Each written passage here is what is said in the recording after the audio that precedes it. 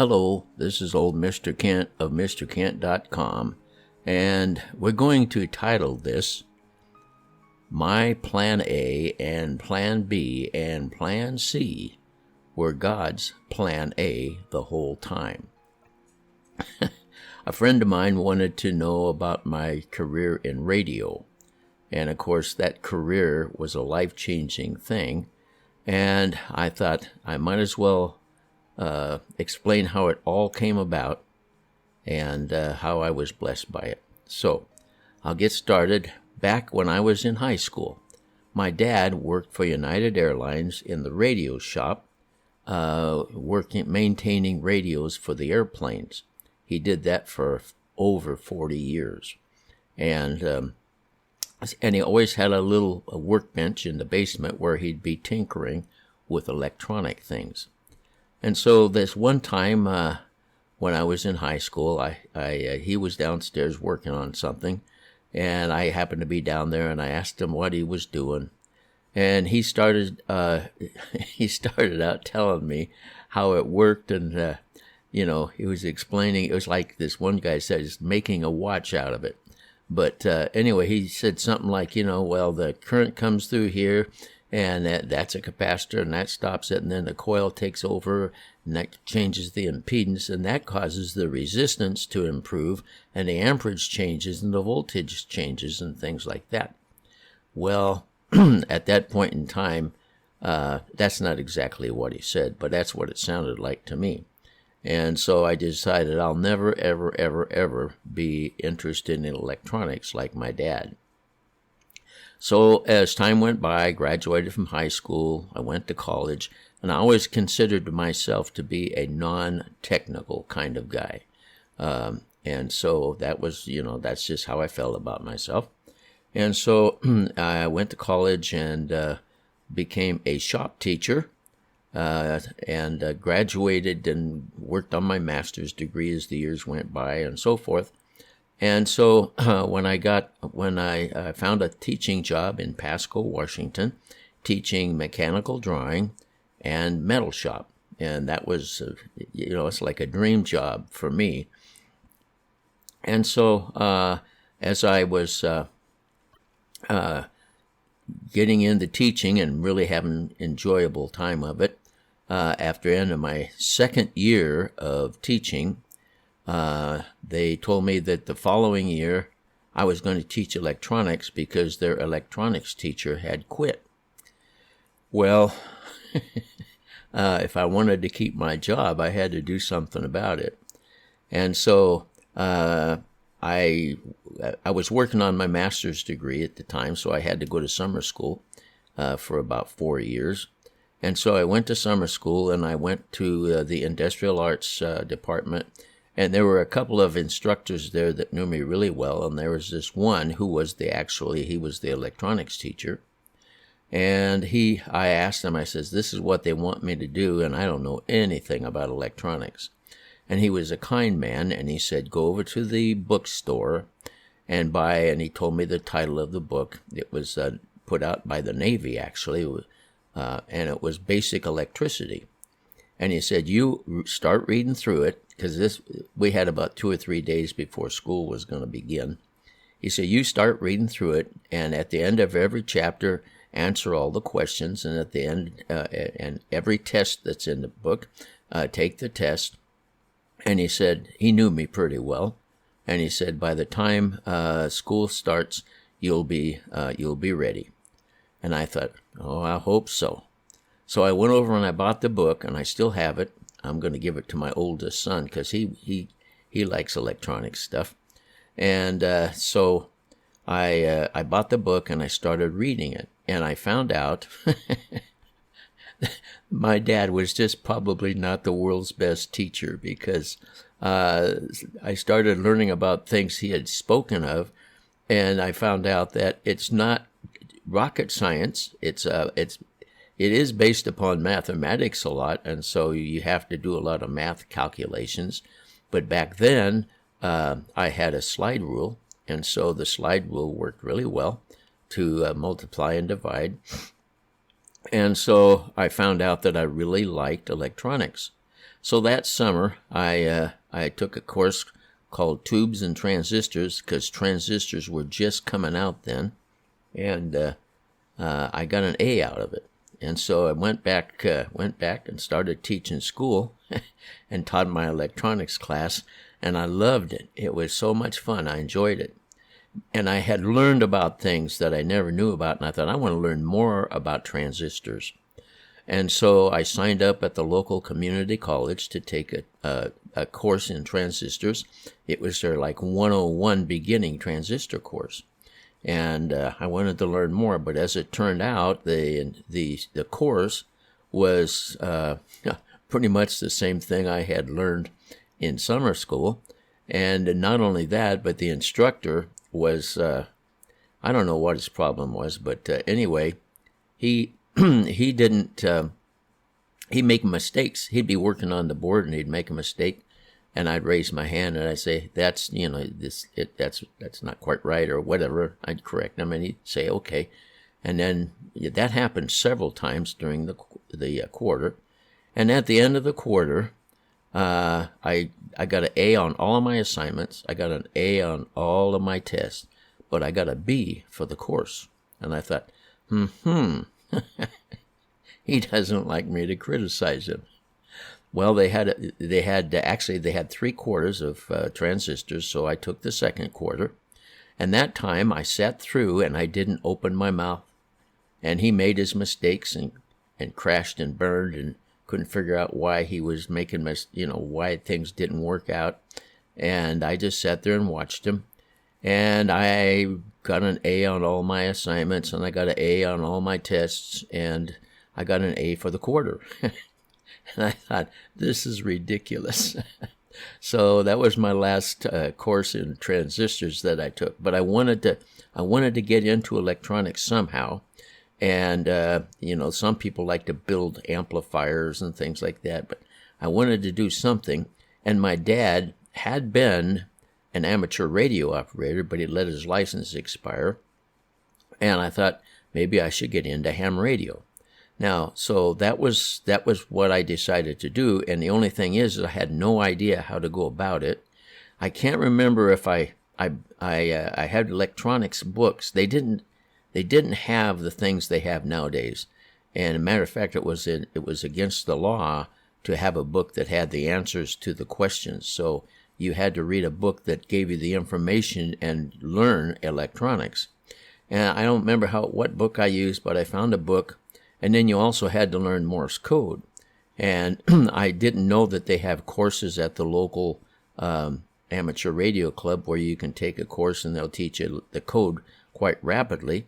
I didn't know anything. I had a old Boy Scout handbook that had the Morse code in it. And I sat down and I started memorizing that. And I had a little shortwave radio, and I would turn it on and I would listen to the Morse code, and every once in a while I'd get a letter, and like an E is just a dit, and then I'd get another letter, and then I kept doing that night after night after night while I was studying my electronics book, and so I finally got good enough that I could actually listen to the Morse code and get most of what they were saying. And you had to be able to listen, you had to be able to send code at 5 words a minute and receive code at 5 words a minute. And so I felt I was good enough. And I guess I called the Red Cross or something, because they had a club somewhere that met at a Red Cross building.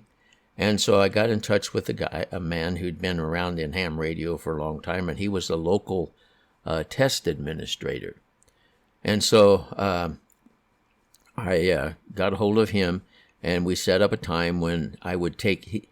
He got the multiple choice tests from the FCC, and then he gave people the test, and then he would grade the test and tell you how you did, and then he would also give you a Morse code. He'd want you to send Morse code. And then he'd send Morse code at 5 words a minute, and you wrote down what he sent. Well, so my Morse code was just fine, but I missed one question on the test. And I think there were only 20 questions on the test. And he explained to me why I missed that question. I thought I should have known that anyway, because I've been teaching electronics by that time for a year. And so I got my, back then you had to wait about 6 weeks for the license to come after he sent in all this stuff.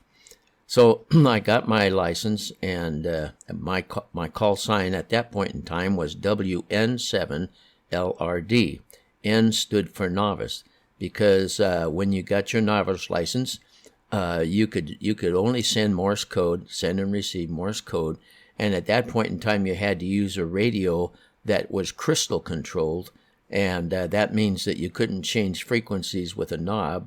And then you went out and you bought 3 or 4 crystals, or 2 or 3 crystals that would plug into it, and at different frequencies. So I got the crystals, and I actually had to build. I had to build my own. I had to modify an old World War II B-17 radio to the frequency that I needed to use, and then I had to build a power supply to run it, and it was all fun. I enjoyed doing it. And of course my radio didn't work too good at first, but I finally got it working and started making contacts, and then started studying for my general license, which you had to be able to copy code at 13 words a minute, and then you had to know a lot more electronics. So I started studying for that. And then finally I got good enough, and I had met on my Morse code communication. I had met, by the way, I was living in Pasco, Washington at the time, and I had met a guy that lived up in Spokane, 120 miles north, and that was Spokane was where they gave the test for the general license. And so I told him I was coming up, and I stayed at his house overnight and went and took the test, and I passed, and so then I had my general license.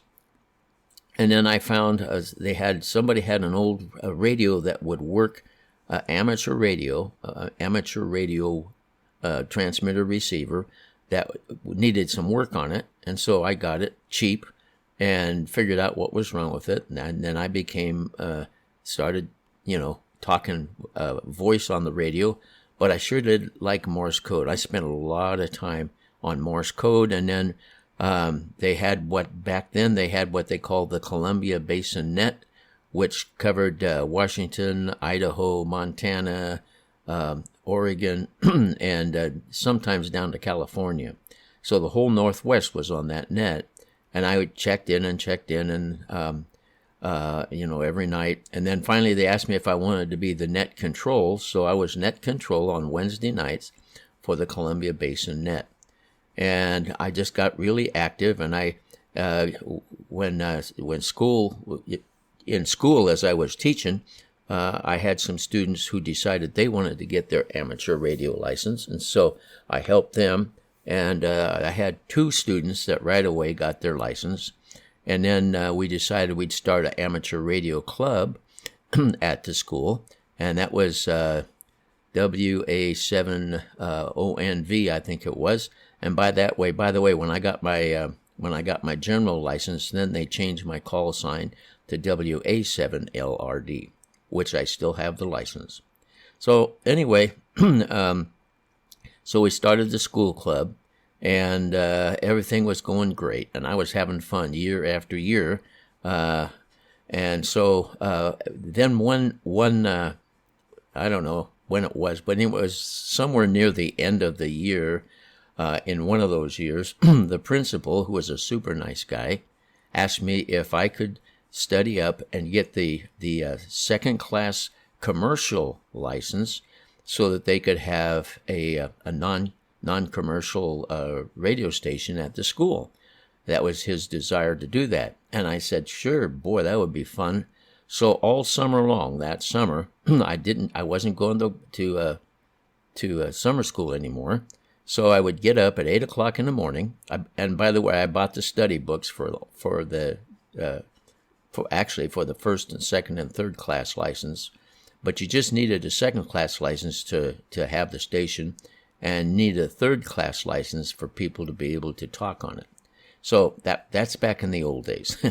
So I bought the books and I started studying. I'd study from 8 in the morning until noon, and then I would take my kids swimming after lunch. We spent the summer going swimming a lot, But every day, Monday through Friday, I geared myself to studying from 8 in the morning until noon. Did that all summer long. And then when fall came, before school was going to start, actually this was quite a ways before school started, I had to go all the way over to Seattle to take to take the commercial test. And my folks lived over in south of Seattle, so I stayed with them, went downtown, and I spent from 8 o'clock until 1 in the afternoon, I studied I took test questions. And the night before I went, I had studied for the second class license, but the night before the test, I decided I'm going to pull out the first class and study through what that covers, and maybe I can get my first class license. And so I did that, and then so next morning I got up, drove downtown Seattle, and went to the, I can't remember what the name of the building was, but that's where the FCC was located. And I sat down at 8 o'clock and started taking tests until about 1 in the afternoon. I got all done. And back then, it took several weeks before you got your license. And so I went home, left my folks, back home to Pasco, and waited for the mail. Finally, one day before school started, the mail came, and I opened it up, expecting to have the second class license. And believe it or not, I had passed the first class license also. So I had my first class commercial license, which meant now if I wanted to, I could work on airplane radios. I could run radio stations and TV stations, and I had the license that allowed me to do all those things because I had enough knowledge. So that was great. So then I went to school started, and they had this meeting, and they had a new principal. And so at the end of the meeting, he was kind of a wishy-washy guy. I just have to say that. At the end of the meeting, I went up to him and I said, "Are they still planning on having a non-commercial station here at the school, educational station?" And he said, "No, not that I know of." So there I was with my license and nowhere to use it. Well, so that that first day of school, I had I had 2 or 3, I can't remember, probably 2 electronics classes, and my mechanical drawing and the metal shop. And so in my electronics class, I told them how I had studied and got my first class license, and then they decided not to have a non-commercial station, educational station.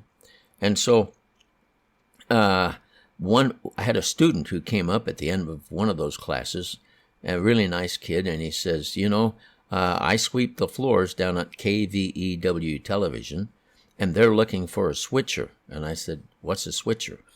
And he said, "That's a guy that that runs the station at night, or runs the station during the day and at night." And he says, they're looking for somebody, and so if you want to go down and apply, you're qualified. So within a couple of days, I went down, walked in, applied for the job, and they hired me for $3.10 an hour. And what I did was I'd go teach school in the morning, and then go home, and then after I'd start at 8 o'clock, and I'd run it until midnight when they went off the air, and then I would close up the station and head home and get home about 1 o'clock in the morning. And so I did that for a long, long time. Don't remember how long it was. And then they'd have me fill in on weekends and stuff. So I made extra money, and I got experience in the broadcasting. And the chief engineer was a young guy. He was younger than me, and he had not gone the route I went. He went to a school that said you can earn your commercial license in 30 days. So they taught him the basics. They didn't teach him anything about theory. He didn't understand how transmitters work, but he got his license, and that's all he needed to be the chief engineer of the station. Well, the station kept going off the air, and so he had to drive clear up on top of the hill where the transmitter was, lots of times. And finally he told me, he says, when we sign off tonight, he was down there while I was working. So when you sign off tonight, can we go up on the hill? Would you show me if we can figure out why it keeps going off the air? So I won't go into all the details, but we went up there, and all of the there was what they call an exciter. That's where the first stage of amplification, and where the picture and the voice are put together. And then they have an amplifier, and then they have a final amplifier, and then they send it to this huge tube called a klystron tube. And so they sent, that's the steps they went through. Well, in a tube transmitter, there's two adjustments that are really critical, and if you don't know how to make the adjustments, you screw things up. And he had been playing with it, and he didn't know how to do it. So I started with the exciter, tuned up that, and then that increased the power going to the preamp, and then so I went over there and then I cranked it, adjusted it, and that sent the signal going to the amplifier really high, because we had adjusted two of them correctly. He happened to look over while I was doing it. He looked over at the klystron tube, and the needle was pegged like as if it would burn out, and that's like $10,000 for a tube or something. So he said, wait, and he goes over and he cranked down the power control, and then I went ahead and I finished tuning it up, and of course then the station didn't go off the air like it was, and he was real thankful. And then the word got back to the owner of the station. He came down and congratulated me, and they really liked me. So anyway, so that's how I got into broadcasting, and I worked there for, I don't know, probably 3 years or so, and then I went through a divorce, and then later on I remarried, and when I remarried, I still had that job at the TV station, but it was getting to be, I guess it was just I enjoyed being home more, so I finally quit that job, and I didn't work in the evening anymore. And then my wife and I, one Sunday morning, we were sitting in a little apartment, and I'm a Christian, and I used to over the years, I didn't grow much, and so I did when I was in high school, but then it kind of died off, and I wasn't on fire for the Lord or anything, but I still liked preaching. Well, we were sitting in our apartment one Sunday morning, and just sitting there, and I thought, well, let's tune in a station that's got a preacher on it. And so we tuned in this station, and they were just getting ready to preach. So we sat there and we listened to the preaching, and when it was all through, we both had tears in our eyes, because it was such a good message. It reached into our hearts. And so we decided, well, let's just go to church there next week. Well, as it turned out, that local station had its own transmitter, and that was called KOLU Radio. And so we decided we'd go to that church, and sure enough, there was that radio station with the tower and everything. And so when we went to that church, then all of a sudden they had a evangelist there for a week, and he preached a message that it was exactly what my wife and I needed. She had never trusted Jesus, and I had trusted him, but I was what they call backslid. I wasn't on fire for the Lord or anything. So the preacher, the evangelist, preached a message that reached into our hearts. And at the invitation time at the end, we went forward, and my wife trusted her life to Jesus, and I rededicated my life.